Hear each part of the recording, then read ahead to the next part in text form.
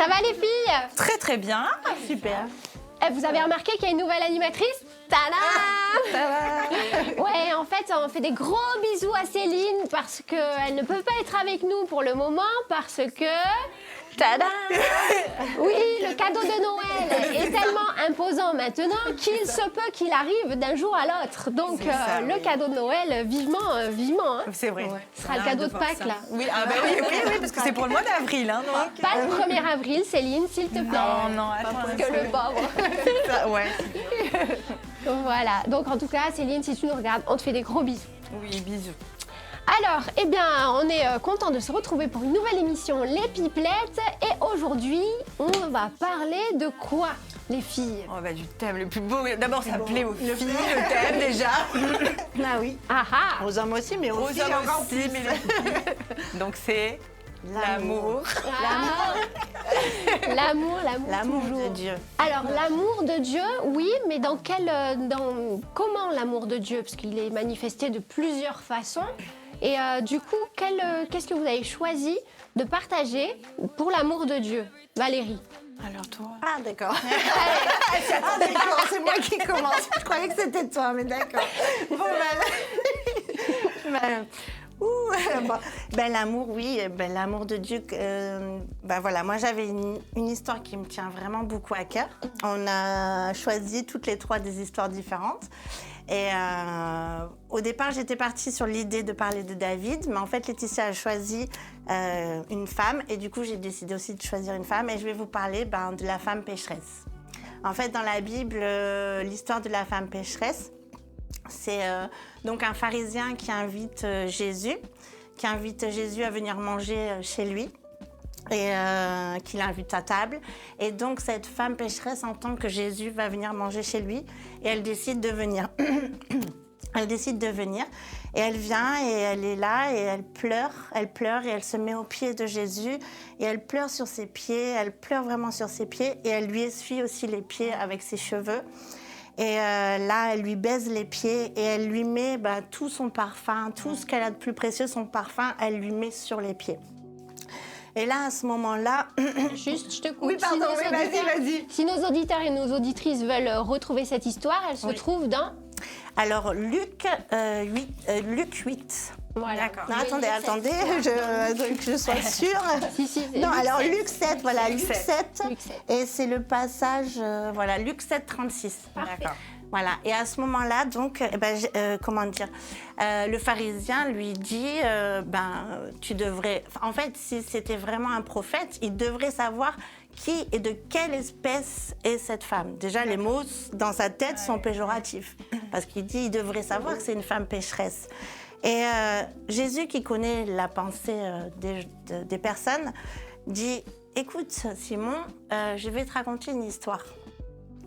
Il y avait un débiteur, quelqu'un devait de l'argent, il devait 500 deniers et l'autre devait 50 deniers. Et puis tous les deux, en fait, ils ne pouvaient pas payer. Donc, ils décident d'enlever leurs dettes. Et il demande à Simon, tu penses qui l'aimera le plus? Celui à qui il a enlevé 500 deniers ou celui à qui il a enlevé 50? Et vous, qu'est-ce que vous allez dire? C'est la réflexion. Voilà. Ouais. Il dit, oui, celui à qui il a enlevé 500. Il dit, tu penses bien, Simon, tu penses bien. Mais tu vois, quand moi je suis rentrée dans ta maison, tu m'as accueillie, mais tu m'as pas donné d'eau, en fait, pour me laver les pieds. C'était la coutume à l'époque de se faire laver les pieds. Elle dit, elle a pleuré sur mes pieds et puis elle a tout essuyé avec ses cheveux, en fait. Tu vois, toi, quand je suis rentrée, tu m'as pas donné de baiser. Mais elle a baisé mes pieds constamment depuis que je suis rentrée.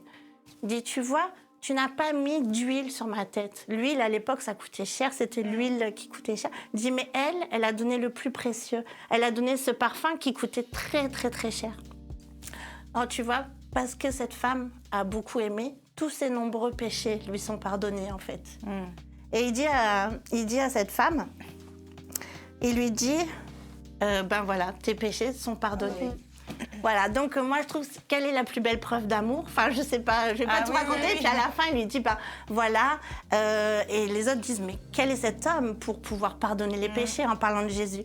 Mais lui, il dit à cette femme, va, ta foi t'a sauvée. Voilà, donc je sais pas, voilà, mais pour moi, c'est vraiment des preuves d'amour. Preuve d'amour, oui, tout à fait. Non, mais c'est vrai. C'est vrai, bah oui, parce qu'en même temps, il la justifie devant quelqu'un qui l'accuse. Et oui. Et des fois, on n'a pas toujours les mots pour se justifier soi-même quand quelqu'un vient nous accuser. Enfin, je sais pas si vous, mais moi, souvent, je suis tellement surprise que j'ai plus les mots. Par contre, après, quand je rentre chez moi, j'ai tous les mots. C'est vrai. tous les mots viennent et j'aurais dû dire ça, j'aurais dû dire ça et ça. Et ça. Bah là, en fait, c'est Jésus qui prend la défense de cette femme et ça, c'est beau. Ça, c'est beau, ouais. C'est vraiment une preuve d'amour parce qu'il la connaît. Il connaît c'est son ça. cœur. Ah oui, c'est vrai, Ouais. Et donc, du coup, Laetitia, toi aussi, tu voulais nous parler d'une preuve d'amour. Ouais. D'une femme aussi, je crois que en fait, c'est le thème des pipelettes, on est entre femmes, donc du coup... Non, moi, c'est une histoire en fait qui me parle beaucoup parce que, c'est Jésus, hein, mais comme on se le disait, il n'y a pas plus belle preuve dans la Bible de toute façon que les actions et les preuves d'amour qu'a fait Jésus tout au long de son parcours dans la Bible. Et là, sur cette femme, donc c'est l'histoire de la femme adultère. Donc on connaît un petit peu le contexte, donc c'est dans Jean 8, vous trouverez cette femme, donc Jésus, je ne sais plus exactement, il était en train de lui parler, il était à part en tout cas, et donc il entend ces cris des hommes qui l'accusent, donc cette femme a été prise en flagrant délit d'adultère. Et là, pareil, Jésus, il est là, il se tourne et il n'a pas... en tout cas, moi, c'est ce que ça me fait paraître dans les Écritures. Quand on le lit, il n'a pas un regard accusateur envers cette personne puisqu'il va voir ce qui se passe et on ne sent pas cette curiosité. Voilà, non, on sent vraiment, il va se tourner vers cette personne et pareil, il va avoir encore un beau geste d'amour. Donc, il s'approche de la personne pour savoir ce qui se passe et donc on lui dit clairement que cette femme a été prise en flagrant délit d'adultère et donc il faut la lapider puisque c'était la loi de Moïse imposait ça à l'époque, c'était comme ça, il fallait lapider, voilà. Et donc en fait le réflexe que Jésus a, alors moi j'aime beaucoup ce que je disais tout à l'heure, c'est toute cette gestuelle qu'il a autour, on sent vraiment l'amour dans sa gestuelle et dans ses mots après. En fait on parle de Pierre et il se baisse et il prend une pierre, donc déjà ça, il fait ce que les gens disaient, on va lapider. Donc il se dit, ok, d'accord, donc c'est de ça, en fait, que vous parlez, de cette pierre. Donc, et il dit, il regarde la pierre en expliquant donc que celui qui n'a pas péché, n'a jamais péché, lui jette la première pierre. Et là, rien que ce geste-là, si doux soit-il à montrer une pierre, je me dis déjà, c'est waouh. Donc cette femme, il la sauve quand même de par son geste, déjà, parce qu'il y a eu personne ne fait quoi que ce soit, voilà. Et lui, il a pris sa défense. C'est ça. Devant tout le monde. Devant tout le monde, et donc, c'est ça, faut être courageux. Et du coup, donc les gens jettent leurs pierres à leurs pieds, s'en vont, du moins, voilà. Et donc Jésus se met, en fait, voilà, c'est cette gestuelle que j'aime bien, c'est qu'il se penche vers cette femme et lui dit, va et ne pêche plus. Et donc voilà, moi c'était ça, c'est tout cet amour qui reflète autour de Jésus, c'est qu'il n'a pas regardé qui était cette femme et quelle était cette condamnation qu'on lui mettait sur le dos. Il n'a pas regardé, il ne regarde pas même au statut social, à la personne qu'il a en face. Il va parce qu'il sait, comme on disait, Dieu sait toutes choses. Ouais. Mais il va vers cette femme et il veut comprendre pourquoi. Et puis dans tous les cas, tu sais, moi en tout cas, c'est ce que ça me fait ressentir, c'est je suis là pour toi, je t'aime. Donc je vais t'aider, va et ne pêche plus. Et là, on va se relever ensemble.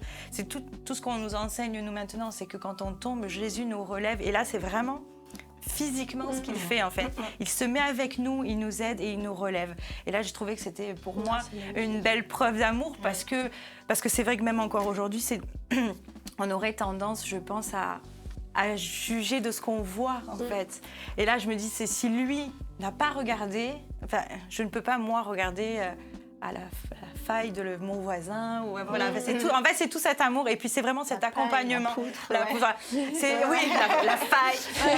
C'est tout, en fait, c'est tout cet amour d'accompagnement. C'est vrai que c'est beau. Et c'est beaucoup ce qu'on aime aussi dans tout ce qu'on met en place aussi dans l'Église. Le fait des femmes, voilà, les réunions de femmes, tout ça, c'est vraiment justement une entraide. Et je pense que c'est ça, en fait, qu'on veut faire véhiculer. C'est vraiment l'amour. Voilà comment je vois l'amour, en tout cas, de Dieu. Et c'est beau parce qu'en plus, on peut se dire que Jésus, c'était le seul en fait qui n'avait pas péché. Parce qu'à un moment donné, il pose la question à celui qui n'a pas péché et jette la première pierre. Et il avait la pierre dans la main. Et il aurait pu le faire. Parce que c'était le seul, en fait, qui était légitime pour le C'est faire. vrai. Mais il choisit de montrer un autre chemin. Et c'est ça qui est révolutionnaire dans l'enseignement de Jésus. C'est que ce que la loi disait, c'était ça. Hein. Normalement, dans la loi, on devait agir comme ça.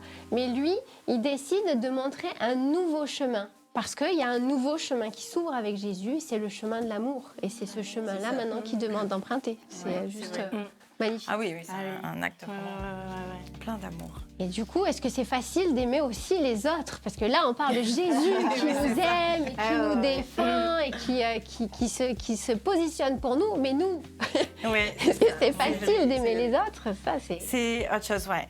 Bah, le verset « Aimez-vous les uns les autres », on a beau l'entendre, le connaître par cœur, c'est pas toujours facile d'aimer les autres. Alors, mettre en pratique, moi, en tout cas, je me suis fait la réflexion, justement. Je me suis dit, c'est vrai que c'est peut-être, entre guillemets, plus facile d'aimer les personnes dans notre église, des personnes croyantes avec nous, parce qu'on se dit, bon, si je flanche, si elle flanche, s'il y a quoi que ce soit, on est là pour prier ensemble, on va se pardonner, on a tout un chemin qu'on sait et qu'on connaît quand on est chrétien ensemble. Oui. Mais c'est vrai qu'aimer aussi son prochain, c'est pas s'arrêter que dans les murs de notre église, c'est aimer aussi son prochain dans notre entourage, que ça peut être dans la famille aussi. Des fois, on s'en rend pas compte, mais peut-être que il y a des choses qui nous conviennent pas ou qu'on ne comprend pas. Il y a aussi, comme je disais, aimer son voisin, aimer la personne qui en voiture nous fait des choses qu'on n'aime pas. C'est ça, et qui n'a pas forcément cette culture du pardon. C'est vrai, c'est ça. Mais et du coup, ça a été dur. Alors moi, je sais, je vous avoue, je suis une personne qui roule peut-être très mal en voiture, mais non, je suis très nerveuse, très speed. Et c'est vrai que alors depuis que Marc, en tout cas, est là, prêche beaucoup pour les voitures. Souvent, il dit attention en voiture. Mais moi, ça me parlait parce que je me disais, mais il me connaît en fait comment je conduis. Bref, c'est ça pour dire qu'effectivement. Mais c'est vrai qu'en voiture, et du coup, après, donc le fait, je me suis remis en question quand même. Je me suis dit, bon, c'est vrai qu'il prêche quand même sur ça. Je suis pas très correcte en voiture. Bon, voilà. Et du coup, je me suis dit, oui, Seigneur, c'est vrai qu'il faut vraiment que je travaille. C'est un travail à faire, d'aimer. Voilà. Parce qu'en fait, c'est que je n'aime pas ce que font les autres. C'est très dur et j'ai envie de leur dire, mais c'est pas bien là ce que tu as fait. Arrête-toi, je vais t'expliquer. Donc voilà. Et donc c'est vrai que je pense sur moi et du coup je prie. Maintenant, c'est dès que je sens que ça m'énerve, je suis Seigneur. Je sais pas, qui voit pas le panneau, remontre-lui le panneau. Et là, ça m'apaise. Et voilà. Et donc aimer son prochain, c'est aussi aimer les autres au quotidien en fait. Voilà. Et parce que par notre action à nous, on va transpirer l'amour du coup de Dieu parce qu'on aura agi différemment que quelqu'un derrière qui aura peut-être été plus désagréable. Mais je sais que je pense qu'on est tous pareils en fait. Parce que justement, j'avais entendu quelqu'un qui disait « Ah bah à l'église, on est les mains levées, on prie, tout ça. » Mais chacun de nous, si on sort, et il y a quelqu'un qui nous fait une queue de poisson, en 2 secondes, on sera plus les mêmes que ce qu'on était. Et je pense que c'est une réalité qui correspond un peu à tout le monde. Et c'est vrai que c'est pas toujours facile. Voilà, en plus en voiture, ça énerve encore plus, ou dans d'autres endroits.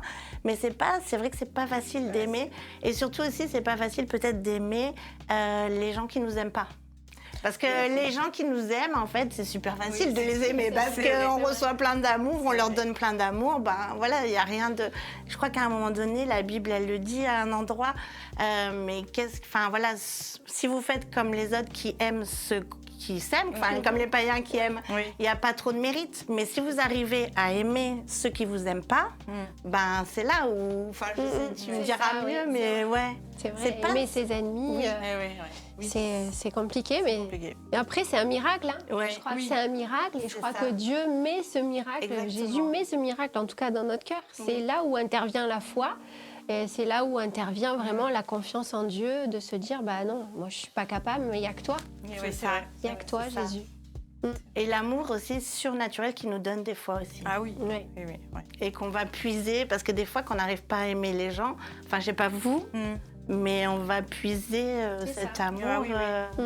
Tout à fait. Il est celui qui change les cœurs. Pour aimer les gens. Ah oui, c'est vrai. Il change les cœurs. Heureusement. Il faut aimer comme les enfants. Comme les enfants. Parlons-en des enfants d'ailleurs.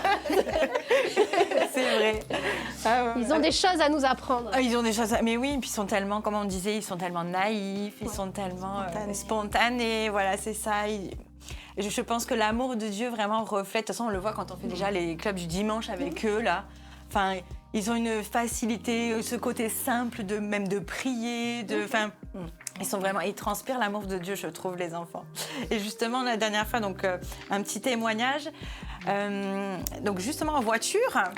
Il se passe beaucoup de choses dans ta voiture, Laetitia. Tu sais, c'est le lieu où les gens prient le plus en voiture. Ouais, Parce qu'on est tellement seuls face à nous-mêmes, en fait, c'est vrai. Hein. Donc du coup, c'est le seul endroit. Donc en tout cas, moi, ça me parle.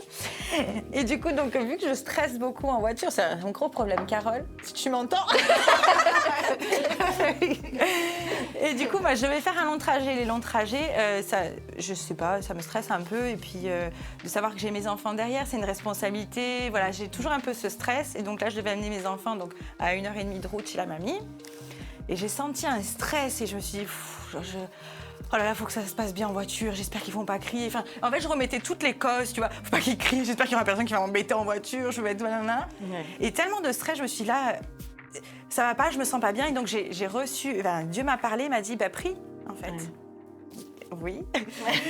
Ok. Et là, je me suis dit, j'y arriverai pas. J'ai pas les mots. Je me sentais tellement en stress que du coup, j'ai dit, bon, Seigneur, comme on a tendance à faire, je lève la tête, je fais, Seigneur, j'y arriverai pas. Et là, dans le rétro, je vois mes enfants derrière. Mais je me suis dit, je vais leur demander de prier. Hein. Parce que moi, je me sens pas capable, en fait, je sais pas. Et donc, j'ai demandé à un de mes enfants. Et un de mes enfants, spontanément, m'a dit, pareil, spontanément, moi, je vais le faire, maman. D'accord, vas-y. Et donc, voilà, il a prié. Aussi simples ont été ses mots, hein. Mais du moment où il a prié et la fin du Amen, j'ai eu une paix. Et je me suis dit, c'est bon, là, on va y aller. Je ne me suis pas stressée. Peut-être que je n'ai pas vu après, hein, les gens, tout ce qui s'est passé autour, hein, parce que bon, des fois aussi, on se focalise sur ce qui va se passer. Là, rien du tout. Avec les enfants, on a eu une paix. Le trajet s'est bien passé. Alors, c'est peut-être des choses bénignes de la vie, on va dire, c'est des choses qui peuvent arriver au quotidien, prendre sa voiture, mais en tout cas, j'ai vu l'amour de Dieu à travers mon fils qui a peut-être senti mon stress aussi, hein, et qui s'est dit, attends, maman, ça va aller. Puisque même après, il m'a dit, mais t'inquiète pas, bon, ça c'est son tempérament, mais ça va bien se passer, maman, t'inquiète pas. Waouh, merci Seigneur de l'avoir mis sur mon chemin, celui-ci. C'est le mien. Non, mais c'est vrai que par les paroles des enfants, on peut être surpris aussi de l'amour de Dieu. Hein, c'est vrai. À travers. C'est vrai, il manifeste son amour simplement au travers des enfants et ça nous donne de belles leçons de vie. Hein. Oui, c'est vrai. Valérie, je crois que tu avais un psaume à nous lire. Il y avait des versets. Oui, alors c'est un peu... il y a plusieurs définitions de Dieu. Je pense que si on devait définir, on n'aurait pas le temps parce qu'il y a tellement de choses qui décrivent l'amour de Dieu et qui nous font ressentir l'amour de Dieu qu'avec le temps qu'on aura, on ne pourra pas tout vous dire, je pense. Mais en tous les cas, je vais juste vous dire, un petit passage qui dit « L'Éternel est miséricordieux et compatissant, lent à la colère et riche en bonté. » Aussi, il ne conteste pas sans cesse, ne garde pas sa colère à toujours. Il ne nous traite pas selon nos péchés. Il ne nous punit pas selon nos iniquités. Et plus loin, il est dit aussi que vraiment sa bonté est énorme, est immense. Autant sa bonté est grande que sa bonté, sa compassion, que c'est vraiment le Dieu de compassion, de bonté et de compassion. En fait, il compatit à notre souffrance, il compatit à nos problèmes, il compatit, comme il a compati pour ces deux femmes. Dieu est un Dieu de compassion. Je crois que si on pouvait aussi définir Dieu, qu'il a des entrailles de compassion. Dans Colossiens, je crois que c'est marqué « Revêtez-vous d'entrailles de compassion ». Quand on parle des entrailles, moi je ne suis pas maman, mais elles sont mamans.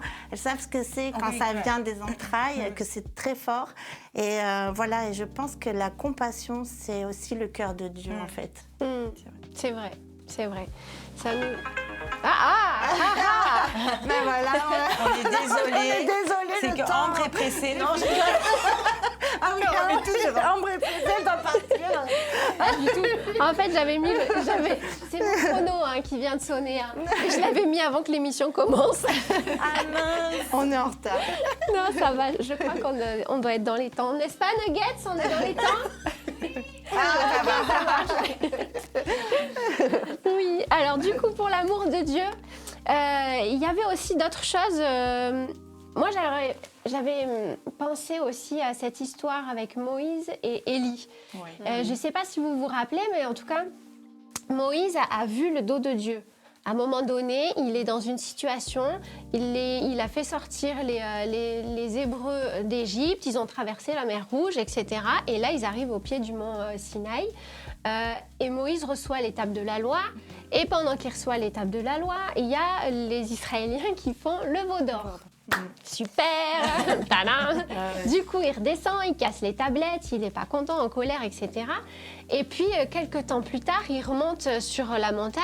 Et là, sur cette montagne où Dieu va lui redonner à nouveau les tablettes, il y a vraiment une révélation de l'amour de Dieu. Pourtant, on pourrait se dire, ouais, mais Moïse, il n'a pas trop besoin de ça parce que ça va, il connaît quand même Dieu, il l'a vu dans le buisson. Déjà, moi, j'ai pas vu Dieu dans un buisson. C'est vrai, ouais. Mais lui, oui, c'est quand même quelque chose d'extraordinaire. Et puis, il a vécu tous les fléaux d'Égypte, les plaies d'Égypte. C'est quand même des choses extraordinaires qui s'est passé. Enfin, il a vécu des choses extraordinaires. On pourrait dire, Moïse, il n'a pas besoin de plus, au final. Eh bien, pourtant, oui. Pourtant, Moïse, à un moment donné, il demande à Dieu. On le voit dans Exode, au chapitre 33, vous pouvez le lire. Il demande à Dieu vraiment de lui montrer qu'il est avec lui. Seigneur, est-ce que tu es avec moi ? Et dans cette demande, Dieu, il vient, il fait, je vais te montrer. Et je te cacherai pas de ma main, parce que celui qui me voit face à face, il meurt. Il ne peut pas me voir face à face. Mais par contre, tu verras ma gloire. Tu me verras de dos. Waouh! Ouais. C'est quand même J'en ai vu c'est toujours... Mais ouais, c'est quand même quelque chose d'extraordinaire. C'est un impact d'amour fort, puissant dans la vie de Moïse. Et on voit que cette révélation, il ne va pas la voir tous les jours, mais c'est vraiment à un temps donné, parce qu'après, sa mission, elle n'est pas terminée à Moïse. Il y a encore une longue route, puisqu'après, ils vont se mettre en marche dans le désert. On sait qu'ils vont rester 40 ans dans le désert, c'est quand même long. Il y a ce moment donné où il est revêtu de l'amour de Dieu. Et je crois que dans le cœur de Moïse, après, ça devient inébranlable. Quand tu vis quelque chose comme ça, on ne peut plus te séparer de l'amour de Dieu. C'est juste pas possible. Ouais. Et c'est ce qui lui a permis de durer aussi dans le temps face aux murmures aussi des Israélites, parce qu'après, le chemin n'a vraiment pas été simple. Mais l'amour de Dieu était là, il l'avait vécu, il l'avait ressenti, et ça lui a permis de continuer son chemin. Et ça a été la même chose pour Élie, qui à un moment donné, lui, il est découragé. Il vit une époque où il y a un roi qui s'appelle Akab avec sa femme Jézabel. Ils font pire que pendre. Ils tuent les prophètes. Enfin, sa femme est terrible et lui aussi, Akab. Et on voit Élie complètement découragé, qui veut même mourir. Et pourtant, Élie, lui, il a vécu des miracles extraordinaires aussi avec Dieu. Il a fait des choses. Enfin, c'est Élie, quoi. Eh ben non, à un moment donné, il va se recueillir dans une montagne et puis il appelle Dieu. Et Dieu, il passe. Et Dieu, il l'entoure de sa gloire et il passe. Et il l'encourage. Et il lui dit pas, non mais franchement, Élie, avec tout ce que tu as vécu, quand même, pourquoi tu es découragé, vraiment ? Pas du tout. Au contraire, ce qu'il lui dit, c'est qu'il le missionne pour une autre mission. Quand même incroyable, quoi. Élie, il est au fond du trou, il n'en peut plus. Mais pourtant, Dieu, il vient, il passe, il lui montre sa gloire. Et si vous pouvez lire ce chapitre aussi, il est magnifique. Je ne l'ai pas noté d'ailleurs, c'est dans un roi 19. Mais c'est juste extraordinaire. Et là, il vit une expérience face à face avec Dieu. Et Dieu le missionne pour aller chercher de nouveaux rois pour Israël et Juda. Et en même temps, son successeur, Élisée. Waouh! C'est quand même extraordinaire. C'est deux expériences extraordinaires. Je ne sais pas ce que vous en pensez, mais non, c'est vrai. L'amour de Dieu, là, il est palpable. Et des fois, dans nos vies, on aimerait aussi que des fois, ça se passe comme ça. On aimerait que ce soit tous les jours palpable, etc. C'est vrai. Mais ça l'est pas. Et c'est pas parce que ça l'est pas tous les jours que Dieu ne nous aime pas. Dieu, il nous aime tous les jours de la même façon.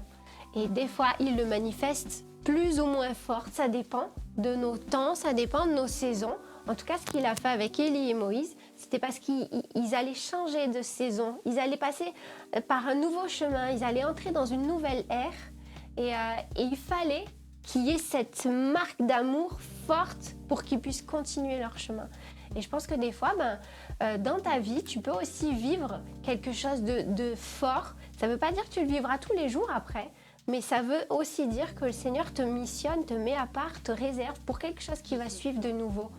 Et accroche-toi. Je t'invite à t'accrocher vraiment à ce que tu as vécu et vraiment à poursuivre en tout cas dans le chemin que Dieu te mandate et te donne. Voilà. Amen. Amen, ouais. Des choses à rajouter, les filles? Oui. Non, mais vas-y, je me dis dans les chemins difficiles, comme tu dis, ou les difficultés qu'ils ont pu avoir après, ou le chemin qui va être compliqué, ils ont toujours pu justement savoir qu'ils allaient pouvoir compter sur l'amour de Dieu. Et que l'amour de Dieu n'allait jamais les lâcher, je pense. Et moi, je me dis, dans nos vies, je pense à chacune, on peut avoir beaucoup de joie, beaucoup de difficultés aussi. Oui.